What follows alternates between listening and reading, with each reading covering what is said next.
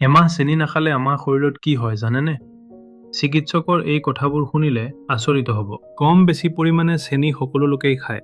ঘৰত বনোৱা চাহ বা আন খোৱা খাদ্যত চেনি ব্যৱহাৰ কৰা হয়। কিন্তু চেনি খোৱা বাদ দিলে আমাৰ শৰীৰত কি হ'ব জানেনে? কম বেছি পৰিমাণে চেনি সকলো লোকেই খায়। ঘৰত বনোৱা চাহ বা আন খোৱা খাদ্যত চেনি ব্যৱহাৰ কৰা হয়। কিন্তু চেনি খোৱা বাদ দিলে আমাৰ শৰীৰত কি হ'ব জানেনে? জানো আহক এই সম্পৰ্কে কি কৈছে চিকিৎসক মিল্টন বিশ্বাসে। এই সম্পৰ্কত চিকিৎসক মিল্টন বিশ্বাসে কয়, মাত্ৰ এমাহ যদি সম্পূৰ্ণৰূপে চেনি খোৱা বন্ধ কৰা হয় তেন্তে শৰীৰত বিভিন্ন পৰিৱৰ্তন আহিব। কিছুদিন চেনি খোৱা এৰি দিলে দ্ৰুতগতিত ওজন কমিবলৈ আৰম্ভ কৰিব। যদি একেৰাহে কিছুদিন ধৰি চেনি খোৱাৰ পৰা বিৰত থাকিব পাৰে তেন্তে ৰক্তচাপ নিয়ন্ত্ৰণত থাকিব।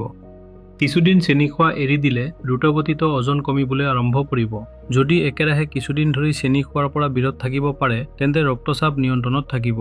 ইয়াৰ উপৰি তেজত শৰ্কৰাৰ মাত্ৰা নিয়ন্ত্ৰণত থাকিব। যদি দীৰ্ঘদিন চেনি নোখোৱাকৈ থাকিব পাৰে তেন্তে কৰ্মক্ষমতা আৰু ৰোগ প্ৰতিৰোধ ক্ষমতা বৃদ্ধি পাব আৰু মানসিকভাৱে শান্তি লাভ কৰিব।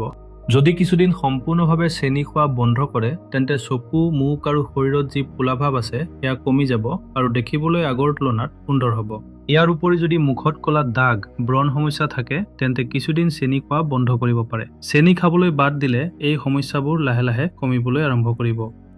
ৰিফাইন চেনি আমাৰ স্বাস্থ্যৰ বাবে মাৰাত্মক ক্ষতিকাৰক। চেনিক বগা কৰিবলৈ গৈ বহুবোৰ কেমিকেল প্ৰচেছৰ মাজেৰে যাবলগীয়া হয়, যাৰ ফলত চেনিৰ যি সাধাৰণ কাৰ্বহাইড্ৰেটৰ গুণ থাকে সেয়া বেছিভাগেই নষ্ট হৈ যায়।